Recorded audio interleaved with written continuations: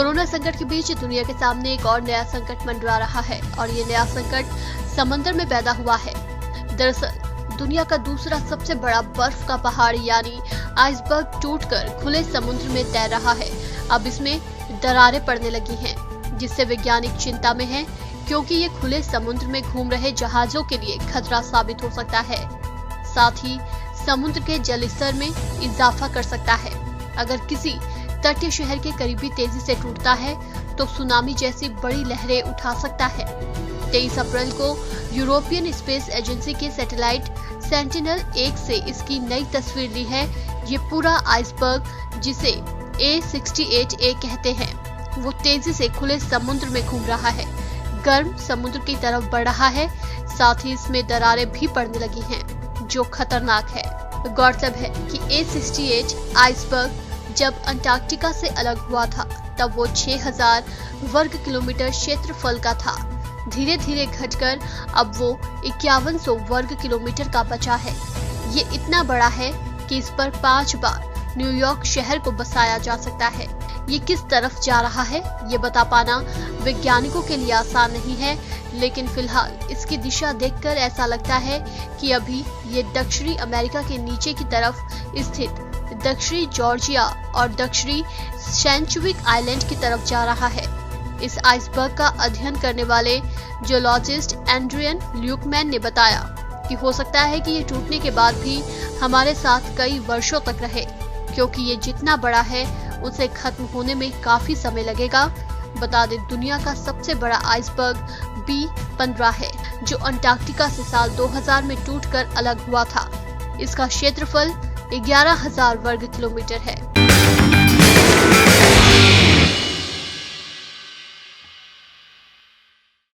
Natasha Stankovic ने नए साल के मौके पर भारतीय क्रिकेट टीम के ऑलराउंडर हार्दिक पांड्या से सगाई कर अचानक से सुर्खियां बटोरी।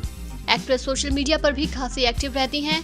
आए दिन वो हार्दिक के साथ अपनी फोटो और वीडियो शेयर करती रहती हैं।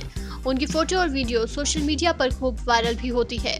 हाल ही में नताशा स्टेनकोविक ने एक शानदार वीडियो अपने ऑफिशियल इंस्टाग्राम अकाउंट पर शेयर किया है। इस वीडियो में एक्ट्रेस हुला हुप डांस करती नजर आ रही हैं। वीडियो में नताशा का मजेदार अंदाज दिख रहा है।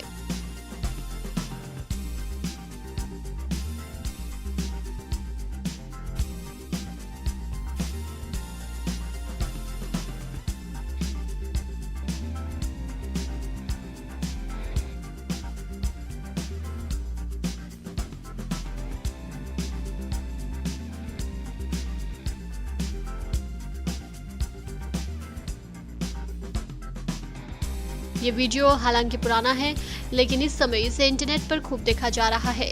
इस वीडियो पर फैंस खूब रिएक्शंस भी दे रहे हैं। बता दें, नताशा स्टेनकोविक सर्बियन मॉडल और एक्ट्रेस हैं। नताशा 2012 में भारत आई थी और एक्टिंग में हाथ आजमाना चाहती थी।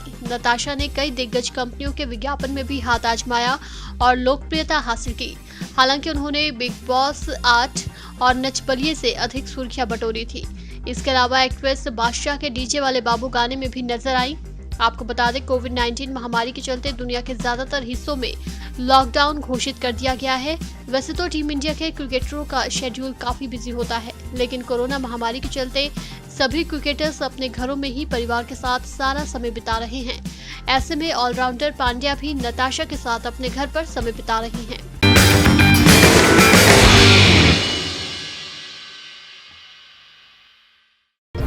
प्रधानमंत्री नरेंद्र मोदी ने आज फिर कई राज्यों के मुख्यमंत्रियों से बात की। बातचीत में सबसे बड़ा एजेंडा यही है कि 3 मई के बाद लॉकडाउन में ढील दी जाए या नहीं। यदि ढील दी जाए तो कहां और कैसे। पीएम मोदी ने बैठक में सभी राज्यों के मुख्यमंत्रियों से कहा कि सामूहिक प्रयास का लाभ दिख रहा है। पीएम ने कहा कि दूसरे देशों के मुकाबले में भारत बेहतर स्थिति में है। पीएम ने लॉकडाउन पर राज्यों को संयम का मंत्र भी दिया। बैठक में प्रधानमंत्री सफेद और हरे रंग के बॉर्डर वाले गमछे से अपना मुंह ढके हुए दिखे। पीएम के साथ बैठक में गृह मंत्री अमित शाह, स्वास्थ्य मंत्री हर्षवर्धन और पीएमओ और केंद्रीय स्वास्थ्य मंत्रालय के शीर्ष अधिकारी शामिल हैं। पश्चिम बंगाल की सीएम ममता बनर्जी भी इस बैठक में हिस्सा ले रही हैं। हाल ही के दिन में केंद्र और बंगाल सरकार के बीच कोरोना के मसले पर काफी तनातनी रही है। कहा जा रहा था कि इस तनातनी के कारण ममता बैठक में भाग नहीं लेंगी, लेकिन पीएम संग बैठक में मौजूद रही। पीएम मोदी की राज्यों के साथ ये चौथी वीडियो कॉन्फ्रेंसिंग है। इससे पहले अब तक प्रधानमंत्री मोदी सभी मुख्यमंत्रियों के साथ 3 बार मीटिंग कर चुके हैं। पहली बैठक 20 मार्च को हुई थी, तब राज्यों ने कोरोना वायरस रोकने के लिए अपने सुझाव दिए थे। साथ ही स्वास्थ्य सुविधाएं बढ़ाने पर भी जोर दिया गया है। दूसरी मीटिंग 2 अप्रैल को हुई थी, जिसमें 8 राज्यों में लॉकडाउन खत्म होने के बाद की रणनीति मंथन किया गया था।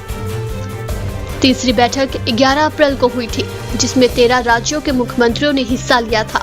सोमवार को यानी आज चौथी बैठक पर मुख्यमंत्री से पीएम ने बात की, जिसमें उन्होंने कहा कि लॉकडाउन से काफी लाभ मिला है।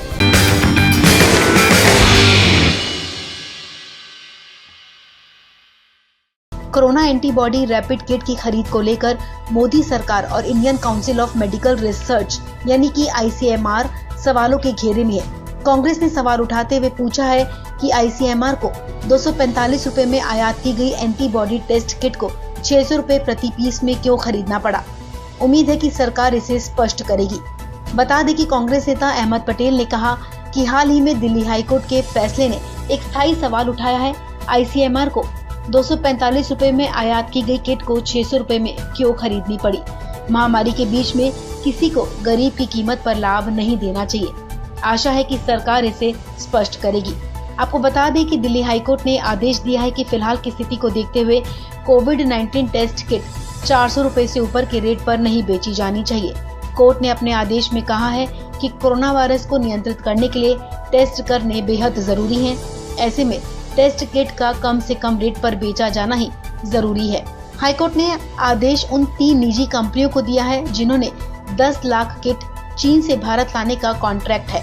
दरअसल rare metabolics life sciences private limited और आर्क फार्मास्यूटिकल की तरफ से दिल्ली हाईकोर्ट में याचिका लगाई गई थी।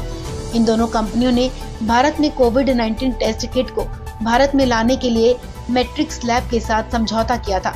मैट्रिक्स लैब 7,24,000 कोविड-19 टेस्ट किट देने के बाद बाकी की 2,76,000 किट तब तक जारी करने से इनकार कर रहा था जब तक कि उसको पूरा पैसा ना मिल जाए। हाईकोर्ट ने अपने आदेश में कहा कि ये पूरा मामला लोगों के जनहित से जुड़ा है। ऐसे में यहाँ पर मुनाफा कमाने से ज्यादा आम लोगों को सस्ती किट मुहैया कराना ज्यादा जरूरी है।